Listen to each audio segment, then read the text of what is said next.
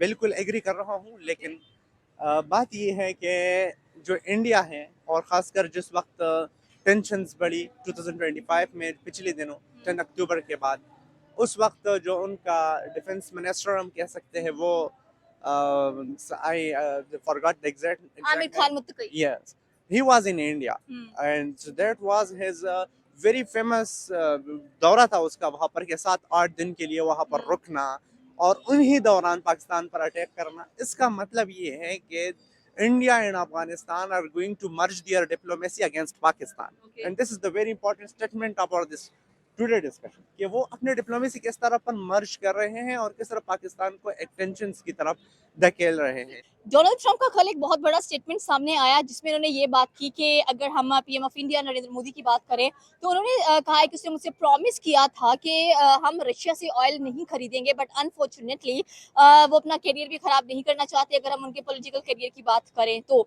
लेकिन आज की अगर खबर देखी जाए तो ट्रंप जो नरेंद्र मोदी है उन्होंने वापस थ्रो बैक किया है और कहा है कि मैंने ऐसा कोई वादा नहीं किया है और मुझे अपनी नेशन के लिए, मुझे अपनी नेशन की सोवरेनिटी के लिए ऑयल परचेज करना ही करना है रशिया से। तो इट मीन्स जो ट्रंप है या उनका जो मीडिया है या कह लें कि उनकी जो सियासत है वो बहुत ज्यादा खोटी नजर आ रही है कि किसी से पूछे बगैर आप कैसे इतनी बड़ी स्टेटमेंट्स दे सकते हैं। दूसरा हम लोग बात करेंगे ख्वाजा आसिफ का, जो कि हमारे डिफेंस मिनिस्टर है। उन्होंने कहा है कि अगर इंडिया इन्वॉल्व है अफगानिस्तान के साथ जंग के अंदर और अगर ये ऑपरेशन 2.0 है, अगर ऑपरेशन सिंदूर की बात की जाए तो टू फ्रंट वॉर के लिए रेडी रहे, हम बिल्कुल तैयार हैं और इंडिया को मुंह तोड़ जवाब देंगे इस चीज का। हमारे साथ पाकिस्तानी अवाम मौजूद है, इनसे पूछेंगे कि 48 घंटों के लिए जो सीज फायर करवाया गया था बिटवीन पाकिस्तान एंड अफगानिस्तान, वो अफगानिस्तान ने दोबारा वायलेट किया है और जितनी शहादतें हो चुकी हैं वो भी मुस्लिम है, पाकिस्तान भी मुस्लिम स्टेट है, दोनों मुस्लिम बरदरान है। तो ये चल क्या रहा है और इसके पीछे हाथ किसका नजर आ रहा है? बिस्मिल्लाहिर्रहमानिर्रहीम। Thank you so much. As per your questions is concern, जो आपने पूछा कि अमेरिकन इन्फ्लुएंस के हवाले से over the India, no doubt America has a great influence after world war two और ख़ासकर कोल्ड वार के बाद हमें नज़र आ रहा है कि किस तरह अमेरिका कंट्रोल कर रही है दुनिया को, ख्वाह वो हो पाकिस्तान हो या कोई भी थर्ड वर्ल्ड कंट्री हो। उनके जो पॉलिटिकल और इकोनॉमिक डायनामिक्स है उन पर उनका एक बहुत बड़ा गहरा असर है। नो डाउट कोई भी कंट्री उनके इस इफेक्ट से जो है ना वो नहीं बचा जा सकता in this contemporary era. But as concern specifically जो आपने पूछा इंडिया के हवाले से, तो अगर देखें ये सिचुएशन पाकिस्तान भी फेस कर रहा था। स्पेसिफिकली अगर आपको याद हो in the time period of PTI, जब इमरान खान साहब की गवर्नमेंट थी और when he was dealing with the Russian oil, और उसके बाद ही यू नो कि किस तरह वो एक डिक्लाइनिंग पेस शुरू हुआ और उस वक्त भी अमेरिका पाकिस्तान को भी थ्रेट कर रहे थे। तो same is the situation with India. वो कोई दूसरी वो भी एक थर्ड वर्ल्ड कंट्री है, इकोनॉमिक कंडीशन चले पाकिस्तान से बेहतर है, लेकिन स्टिल वो पॉलिटिकल डायनामिक्स में उस स्पेक्ट्रम में आता है जहां पर पाकिस्तान एग्जिस्ट करता है। तो यकीनी तौर पर अमेरिका का इम्पैक्ट है। हाँ, अगर मोदी स्टेटमेंट देता है कि तो आप कौन है हमें हमारे सॉवरेनिटी में इंटरवेन करने वाले, बट स्टिल वो फिर दूसरे दिन माफी मांग लेता है। जो इसका मतलब ये है कि जो आफ्टर कोल्ड वार जो अमेरिका का जो इन्फ्लुएंस है ओवर द वर्ल्ड, वो अभी तक कोई इस तरह कंट्री एराइज नहीं हुई जिन्होंने उसको बिल्कुल क्लियरली चैलेंज किया। कहीं ना कहीं उनको डिप्लोमेसी करनी पड़ती है अमेरिका के साथ और उनके कंसर्न के बगैर वो कोई भी कहाँ पर डील नहीं कर सकता। अब आते हैं आपके सेकंड क्वेश्चन पे। जो आपका सेकंड क्वेश्चन है that is very important and regarding the Afghan war. देखिए, कोई भी चीज़ हम उसको हिस्ट्री के बगैर नहीं समझ पा सकते कि किस तरह पाकिस्तान अफगानिस्तान के साथ उनके क्लैशेस चल रहे हैं। तो ये कोई न्यू नहीं है, उसके 20-30 साल तारीख पड़ा है और ख़ासकर 9/11 के बाद क्या हुआ, you all people know that, ठीक है। और फिर जिस तरह 2020 में अब जो अफगानिस्तान में तालिबान की गवर्नमेंट आती है और फिर पाकिस्तान उसको रिकॉग्नाइज नहीं करते, और जो फर्स्ट गवर्नमेंट थी अफगानिस्तान में तालिबान की जो 1996-95 में बनी, तो उसको हमने रिकॉग्नाइज किया था, अब नहीं कर रहे हैं। तो इसका मतलब ये है कि this is not our own decision. कहीं ना कहीं पर हमें डिप्लोमेसी वर्ल्ड पावर्स के साथ एंगेज करना पड़ता है कि क्या अफगानिस्तान को बाकी कंट्रीज भी रिकॉग्नाइज कर रहे हैं या नहीं। लेकिन अब बात हो रही है बिल्कुल स्पेसिफिकली ये पाक तो अफगान वार ऑपोजिट की। नहीं हो गया, जहां पर पाकिस्तान ने तालिबान को रिकॉग्नाइज नहीं किया वहीं पर तालिबान ने भी पाकिस्तान को रिकॉग्नाइज नहीं किया था। So tensions are big between Afghanistan and Pakistan. और जितना सुनने में आ रहा है, अगेन हम यही सुन रहे हैं कि India is supporting Taliban. No doubt, बिल्कुल एग्री कर रहा हूँ, लेकिन बात ये है कि जो इंडिया है, और ख़ासकर जिस वक्त टेंशन्स बढ़ी 2025 में पिछले दिनों 10 अक्टूबर के बाद, उस वक्त जो उनका डिफेंस मिनिस्टर हम कह सकते हैं वो I forgot the Amir exact Khan Muttaqi. yes, he was in India and so that was his very famous दौरा था उसका वहाँ पर के 7-8 दिन के लिए वहाँ पर रुकना और उन्हीं दौरान पाकिस्तान पर अटैक करना। इसका मतलब ये है कि India and Afghanistan are going to merge their diplomacy against Pakistan. Okay. And this is the very important statement about this today discussion कि वो अपने डिप्लोमेसी किस तरह पर मर्ज कर रहे हैं और किस तरह पाकिस्तान को एक्सटेंशंस की तरफ धकेल रहे हैं। सुनने में ये है कि इंडिया जो अमेरिकन एयर बेस थी जो वो इस्तेमाल की जा रही थी जब अमेरिका वहां पर तालिबान पर कह लें कि हुकूमत कर रहे थे, तो उसको इंडिया रिबिल्ड करेगा और अफगानियों की बहुत ज्यादा हेल्प आउट करने वाला है। देखिए कॉन्टेक्स्ट बहुत ज़्यादा चेंज है, ऐसा एग्जैक्टली नहीं हो पाएगा। आई थिंक कॉन्टेक्स्ट किस तरह चेंज है कि कॉन्टेक्स्ट उस वक्त इसलिए ऐसा हो रहा था कि हम यूएस का बहुत ज़्यादा क्लोज एलाई थे, तब जो है ना वो प्रॉक्सी वार मुमकिन हुई अफगानिस्तान में और यूएस जीत गया अगेंस्ट Okay. रशिया। करंटली जो कॉन्टेक्स्ट है वो कम्प्लीटली डिफरेंट है। Okay. India is not like the same ally as Pakistan was with America. जो 2021 के बाद पाकिस्तान जिस तरह से यूएस को सपोर्ट कर रहा था, क्या इंडिया उसको सपोर्ट कर रहा है? नो। आपकी पहले ही क्वेश्चन इस बात का एविडेंस है कि there are tensions among them. तो किस तरह अगर उनके दरमियान इस तरह टेंशंस बढ़ रही हैं तो वो मेरे ख्याल से पाकिस्तान को उस लेवल पर टॉर्चर नहीं कर सकता, उस लेवल पर नहीं कर सकता जो जो पहले हमने लेट सपोज पाकिस्तान ने 2021 में किया। तो मेरे ख्याल से इतना बड़ा थ्रेट नहीं है। हाँ, अगर लेट सपोज कोई ग्लोबल पावर्स इसमें इन्फ्लुएंस नहीं कर सकता, क्योंकि अमेरिका के साथ इंडिया का या अफगानिस्तान का इतना क्लियर डिप्लोमेसी नहीं है जिस तरह पाकिस्तान की थी पिछले ज़माने में। Point number 1।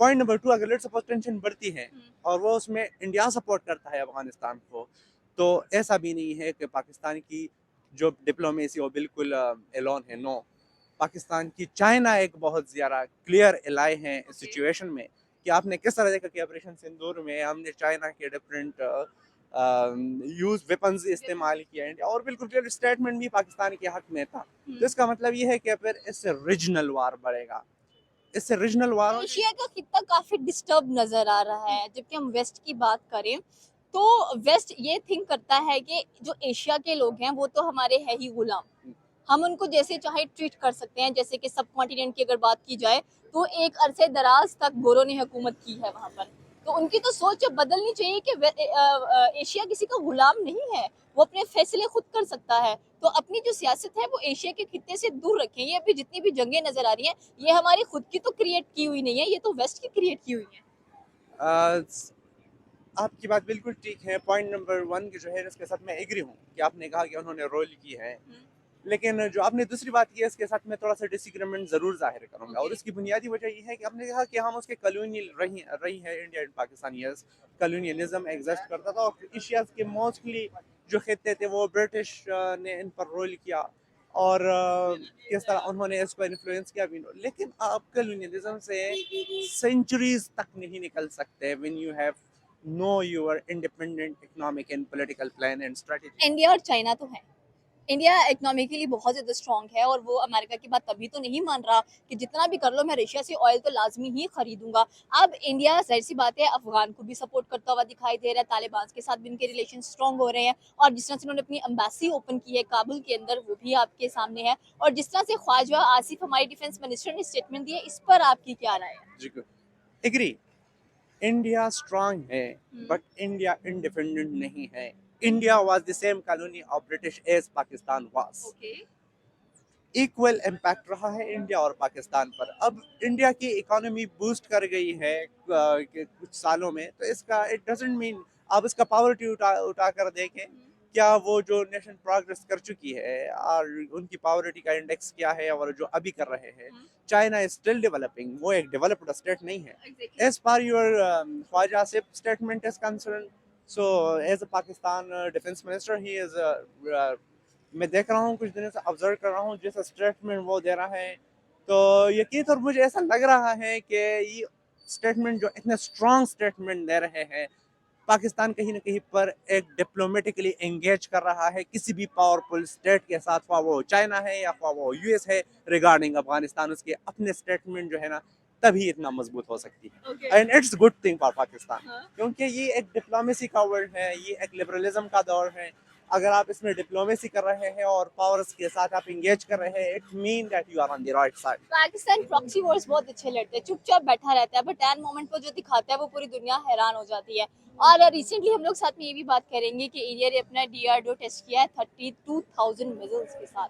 इस पर आप क्या कहना चाहते हैं? एंड कल वो अपना एक और बड़ा जो मिसाइल है ब्रह्मोस, उसका भी एक्सपेरिमेंट करने वाले हैं. चलो मैं आपको इसका एक इमोशनल और आंसर, एक रेशनल आंसर दे दूंगा. Okay. दोनों, क्योंकि आपने कहा कि पाकिस्तान वेरी गुड है प्रॉक्सी वार्स में, नो डाउट गुड है, लेकिन उसका रेशनल आंसर ये है कि फिर उसके कॉन्सिक्वेंसेस भी भुगतने पड़ते हैं. एंड द स्टिल पाक अफगान वार इज इट्स भुगत रहे हैं. विटनेसिंग, और पता नहीं कब तक भुगतेंगे. Okay. ठीक है. और इसका एक इमोशनल आंसर ये है कि यकीनन बीइंग अ नेशनलिस्ट कुछ ना कुछ इमोशंस भी होने चाहिए रैशनैलिटी के साथ. Okay. तो बात यह है कि नो डाउट पाकिस्तान का, इंडिया ने कुछ टेस्ट किए हैं and they have made missiles, तो पाकिस्तान क्या भी ये अपना पाकिस्तान के लिए वार्निंग है? पाकिस्तान के लिए तो पहले भी वार्निंग था. 4-5 साल से वो कह रहे थे कि we made this and that and we from France से हमने क्या मंगवाया पता नहीं, फिर उसका क्या ही हशर हुआ, वी नो दैट ऑल. सो इसका मतलब ये है कि ऑल जो न्यूक्लियर पावर स्टेट्स हैं, और वो जब डिप्लोमेसी में एंगेज करते हैं और जब वो किसी से वार लड़ते हैं, तो इसका मतलब ये है कि इसमें कोई भी कमजोर नहीं है. इसको हम कहते हैं पॉलिटिकल साइंस में डिटरेंस. Okay. अब जो डिटरेंस सब लोग जो है ना उसको यूज कर रहा है, कोई क्रूज मिसाइल ज्यादा मंगवाए कम मंगवाए इससे फर्क नहीं पड़ता. All the nuclear states have deterrence and they have equal, almost equal influence over each सारे अदर. कह रहे हैं कि इंडिया अफगानिस्तान को सपोर्ट कर रहा है, और क्या तालिबान को इतना नहीं पता कि पाकिस्तान एक न्यूक्लियर पावर है? बिल्कुल पता है, लेकिन इसलिए तो वो इंडिया के साथ वो इंगेज कर रहे हैं कि पाकिस्तान एक न्यूक्लियर पावर है. दे यूज अ बेटर ऑप्शन कि वो किस तरह पाकिस्तान के को अपोज करे. उसको एक न्यूक्लियर पावर चाहिए और उनके पास नाइबर में इंडिया है, therefore they engaging with them against Pakistan.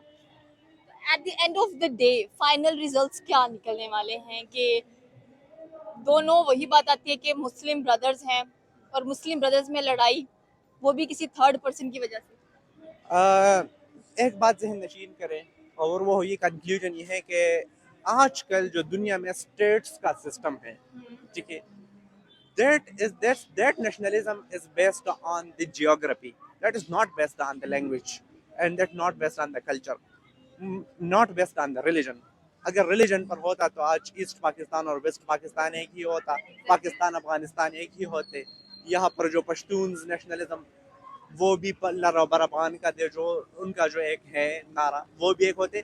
लेकिन एक्चुअली ये जियोग्राफिकल बेस पर है नेशनलिज्म, और जियोग्राफिकल बेस पर जो नेशनलिज्म है 1648 ट्रीटी ऑफ वेस्टफेलिया के बाद, यहाँ पर कोई भी स्टेट अपनी जियोग्राफी के बुनियाद पर सोवरेनिटी को डिफेंड कर रहा है, और ऐसा ही चलता रहेगा. ओके, ये थी पाकिस्तानी अवाम की राय कि अगर हम लोग बात करें अब ट्रम्प की, तो ट्रम्प डेफिनेटली उनकी स्टेटमेंट्स चेंज होती रहती हैं. कल स्टेटमेंट दिया कि PM मोदी ने प्रॉमिस किया, आज PM मोदी ने स्टेटमेंट दिया कि मैंने कोई प्रॉमिस नहीं किया. ख्वाजा आसिफ की स्टेटमेंट सामने आई जिसमें उन्होंने ये बात की कि मे भी हम इंडिया के साथ 2 फ्रंट वॉर में इन्वॉल्व हो सकते हैं अगर सिचुएशन ज़्यादा ख़राब होती रही अफगानिस्तान के साथ. आपकी क्या राय है नीचे के कमेंट सेक्शन में बता सकते हैं. हमारे चैनल को सब्सक्राइब करना बिल्कुल मत भूलिएगा. तो मिलता है अगली वीडियो में. अल्लाह हाफिज़.